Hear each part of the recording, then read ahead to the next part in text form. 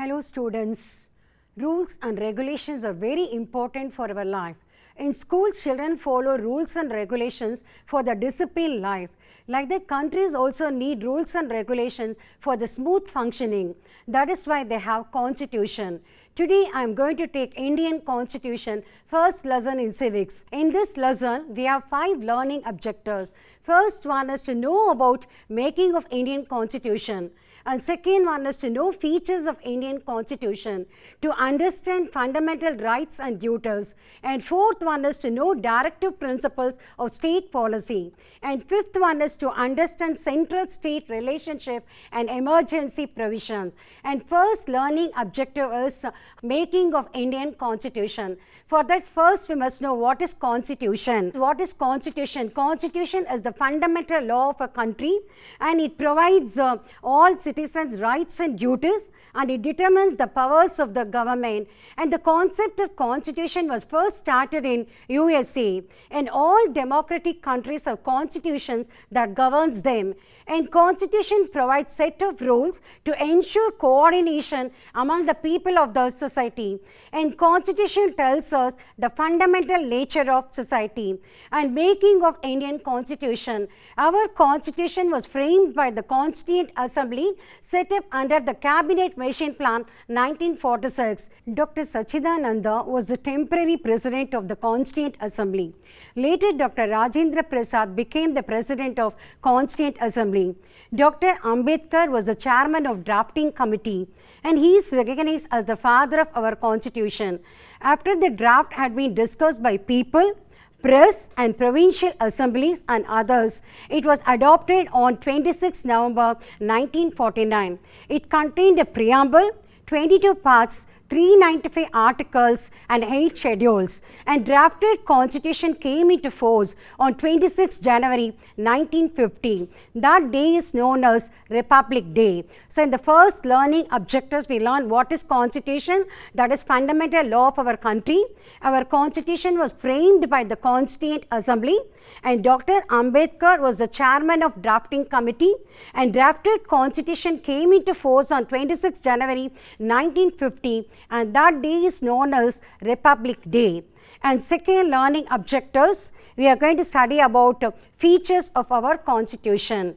Our Constitution is the lengthiest of all written constitutions of the world, and it has borrowed provisions from other countries' constitutions. It is partly rigid and partly flexible. Rigid means fixer, flexibility means adjustable or changeable, and it establishes federal system of government. Federal system of government means in India we have central government and also state government, and it makes India a secular state, and India protects all religions equally, and it provides independent judiciary. Judiciary means system of court, and it introduces universal adult franchise. Our Constitution has given right to vote to all the citizens of India who are above 18 years of age without any discrimination.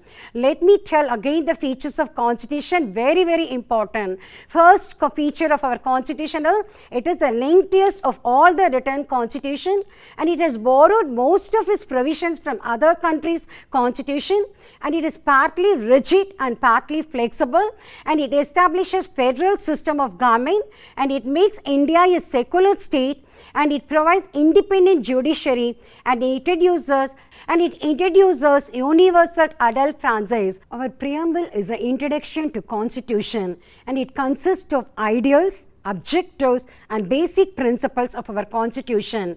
And our preamble is the soul to Indian Constitution, and it is also key to Indian Constitution. And our preamble starts with the phrase, "We the people of India." It shows that people of India are the source of our Constitution. And our preamble states that India is a sovereign, socialist, secular and democratic and republic country, and sovereign means superior power. As a socialist country, India has to provide social, economic and political justice to all the people of India. And India is as a secular state, India protects all the religions equally. And democratic country, democracy means people's government. In India, people have right to elect their own representatives. And last one is republic. India is a free country and India is no longer under the control of any country. Okay. Next one is we have to know is citizenship. What is citizenship? The word citizen is derived from the Latin word civics. It means resident of state. Our constitution provides for single and uniform citizenship to whole of India. And next one is Citizenship Act of 1955. It provides for acquisition and loss of citizenship after the commencement of our constitution.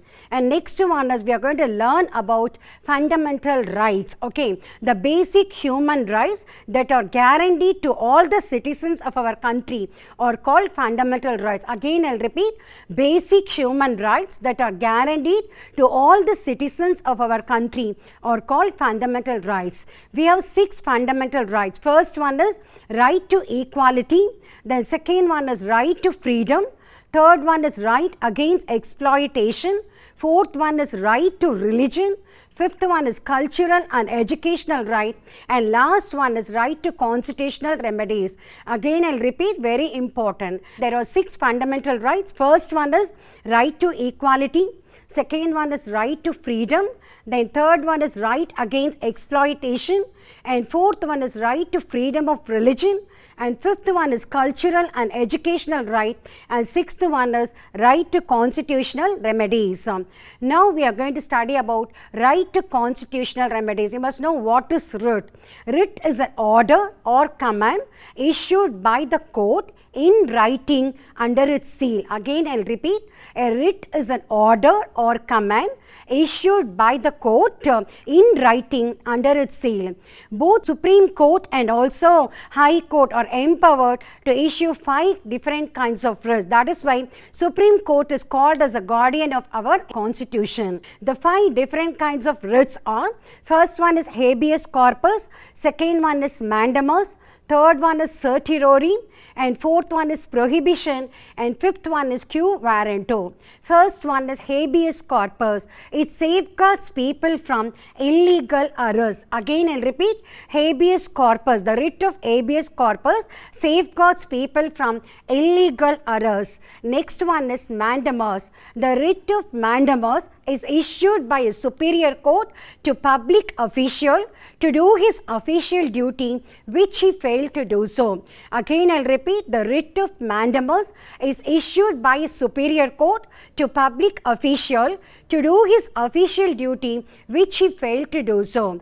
Then prohibition, it prohibits the subordinate court from acting beyond its power. Again I'll repeat, the prohibition, the writ of prohibition protects a subordinate court from acting beyond its power.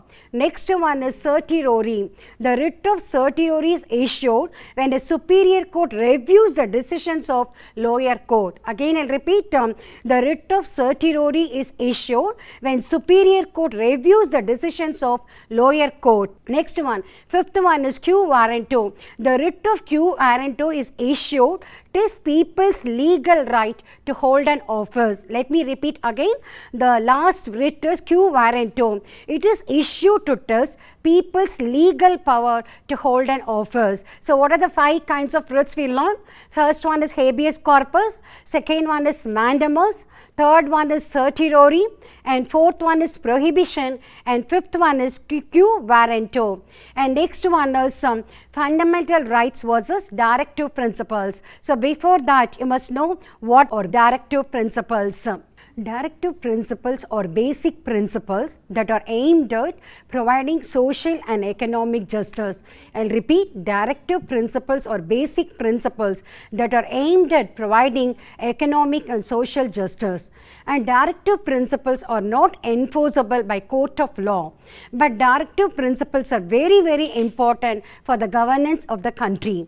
And also directive principles promote social economic welfare of the people. And Dr. Ambedkar called directive principle as novel features of our constitution. Okay, let me repeat, very, very important. Directive principles are basic principles which are aimed at providing social and economic justice. And directive principles are not enforceable by court of law, but directive principles are very, very important for the governance of the country.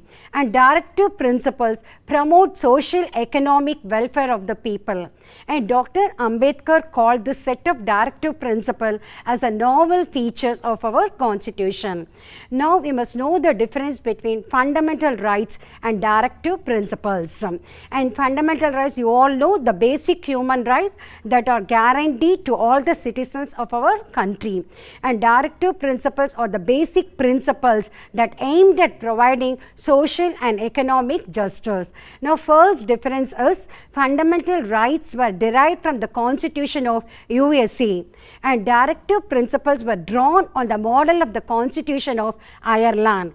And second one is fundamental rights are enforceable by court of law, and directive principles are not enforceable by court of law. And even government cannot take away the fundamental rights, but directive principles are mere instruction to the government. Directive principles just give instruction only to the government, and fundamental rights have legal sanctions, and directive principles have moral and political sanctions. And fundamental rights strengthen political democracy, and implementation of directive principle ensure social and economic democracy. And fundamental rights are natural rights, and directive principles lead to protect human rights. Now we are going to learn about fundamental duties. The moral obligations of all the citizens of our country are called fundamental duties. As a citizen, we enjoy rights. At the same time, it is also our duty to perform certain function. So first, as a citizen, we have to respect our constitution, national flag and national anthem. And second one is we have to follow the ideals of freedom struggle. Then third one is it is very important to safeguard the sovereignty and integrity of India. And fourth one is defend our country and render national service when called upon. Then fifth one is spirit of common brotherhood. Then sixth one, as a citizen, it is very important for us to preserve our culture, and also we must preserve our natural environment, and it is our duty to safeguard our public properties, and we must develop scientific temper, and we must strive towards excellence, and duty to all the parents and guardians to send the children in the age of 6 to 14 years to school. Next, we are going to study about central state relations, very important. Under central state relations, we have legislative relationship, second one is administrative relationship, and third one is financial relationship. First one is legislative relationship. You must know what is the meaning of legislator, means making laws. So under legislative relationship, the Union Parliament has exclusive power to legislate whole of India or part of territory of India, which includes all states, union territories and any other area included in the territory of India. And here we have three lists: union list, state list and concurrent list. Union list means the union has exclusive power to legislate on all subjects contained in the union list. And second one is state list. The state legislature has exclusive power to legislate on all subjects contained in the state list. And third one is concurrent list. Both union parliament and state legislators have exclusive right to legislate on subject contained in the concurrent list. In case of conflict between union law and state law regarding the subject in the concurrent list, union parliament prevails. Again, I'll repeat, in case of conflict between the laws of the union and state regarding subjects contained in the concurrent list, the union parliament prevails. Okay. Second relationship is administrative relations. Here we have 5 points. First one is center's direction to the state, then cooperation between central government and state government and all India services, and fourth one is integrated judicial system and relations during emergency. Again, let me repeat, administrative relations, we have 5 points. First one is central government will give direction to the state. Then second one is cooperation between central government and state government, and third one is all India services, and fourth one is integrated judicial judicial system, and fifth one is relations during emergency, and third one is financial relationship. Here the constitution has empowered both central government and state government to impose various kinds of taxes. So first one is allocation of tax power, then second one is distribution of tax revenue, and third one is grant aid to the state government. Again, I'll repeat, financial relationship. Our constitution has empowered both central government and state government to impose various kinds of taxes. So first point is allocation of tax power, the second one is distribution of tax revenue, and third is grant aids to the state. So under central state relations law, we studied about legislative relations, then second one is administrative relations, and third one is financial relations. Under legislative relations law, union government has exclusive power to legislate for whole or any part of the territory of India that includes state, union territories and any other area included in the state, and we have a state list, union list and concurrent list. Then second one is under administrative relationship law, we have central government's direction to the state.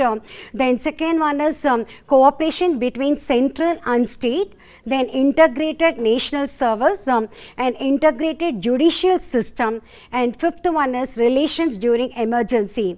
Under financial relations, both central government and state government are empowered by the constitutions to impose various kinds of taxes. So first we have to allocate tax power, then distribution of tax revenue, and then third one is central's aid, that is grant to the state. Okay, now we have to know about official languages. Okay, the part 17 of the constitution deals with official language. Initially 14 languages were recognized by our constitution. At present 22 languages are recognized, and you must know what are the classical languages: Tamil, Sanskrit, Telugu, Kannada, Malayalam and Odia. This question is given under 2 marks question. So classical language means you have to tell Tamil, Sanskrit, Kannada, Telugu, Malayalam and Odia. And next one is emergency provisions. Okay, under emergency provision we have national emergency, state emergency, and third one is financial emergency. National emergency article 352, then state emergency article 356, and financial emergency article 360. So you must know what is national emergency. The president can declare emergency if he is satisfied that India's security is threatened due to war, external aggression or armed rebellion. Here we have two emergency. One is external national emergency, internal national emergency. When national emergency is declared on the ground of external aggression, it is called external national emergency. When national emergency is declared on the ground of armed rebellion, it is called as internal national emergency. And second one is state emergency. The president can declare emergency in a state if governor reports that a situation has arisen under which government of state cannot carry on in accordance with the provisions of constitution. Then third one is financial emergency. Again, president can declare financial emergency if he is satisfied that financial stability of India is in danger. Under financial emergency, the salaries and allowance of the people serving union or state government and judges of both the Supreme Court and High Court can be reduced by the approval of President of India. So under emergency provisions law, we studied about national emergency, then second one is state emergency, and third one is financial emergency. National emergency means the president can declare national emergency if India's security is threatened due to war or external aggression or armed rebellion. And state emergency means the president can declare state emergency if government of state is not following the rules and regulations given in the constitution. Then third one is financial emergency. The president can declare financial emergency if he decides that financial stability of India is in danger. Next one is amendment. Amendment refers to changes, modifications and improvement. Amendment refers to changes, improvement and modification. And procedures of amendment, we have 4 steps. First one is introduction of bill in Parliament. And second one is passing of bill with simple or special majority. Then third one is approval of President of India. And fourth one is the bill is reviewed. And fifth one is the bill becomes amendment. And next one is types of amendment. Amendment by simple majority, amendment by special majority, amendment by special majority, and ratification means agreement by half of the state legislators. Again, I'll repeat, there are 3 types of amendment. First one is amendment by simple majority, and third one is amendment by special majority, and third one is amendment with special majority and ratification by the state legislators. And National Commission to review the working of Constitution, to take fresh look at the relative roles and responsibilities of various levels of government. Okay, let me recap what and all I taught today. Okay, first one is making of Indian Constitution law. We learned what is Constitution. Constitution is a fundamental law of a country, and making of Constitution law, where Constitution was framed by the Constituent Assembly, and Dr. Ambedkar was the chairman of the Constituent Assembly, and drafted Constitution came into force on 26 January 1950, and that day is called as Republic Day. Then we studied about features, lengthiest, borrowed provisions, rigid and flexible, then federal system of government, independent judiciary, secular, and next one is universal adult franchise. Then we learned preamble. Preamble is an introduction to our constitution. Then we learned citizens. Citizen is a word derived from the Latin word civis. It means resident of state. Then we studied about fundamental rights. Fundamental rights are basic human rights that are guaranteed to all the citizens of our country. Again, I'll repeat, basic human rights that are guaranteed to all the citizens of our country are called fundamental rights. We have 6 fundamental rights. First one is right to equality. Then second one is right to freedom. Third one is right against exploitation. Fourth one is right to religion. And fifth one is right to cultural and educational right, and last one is right to constitutional remedies.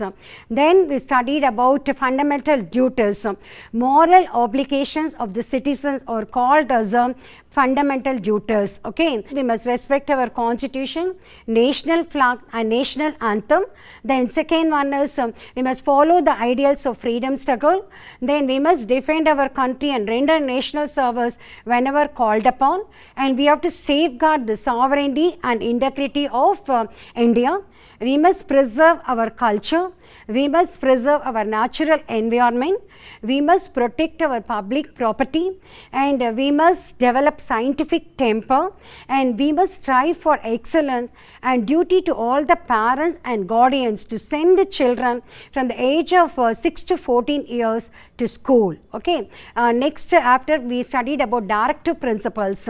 Directive principles are basic principles which are aimed at providing social and economic justice, and directive principles are very, very important for the governance of country, and directive principles promote social and economic welfare, and Ambedkar called set of directive principle as a novel features.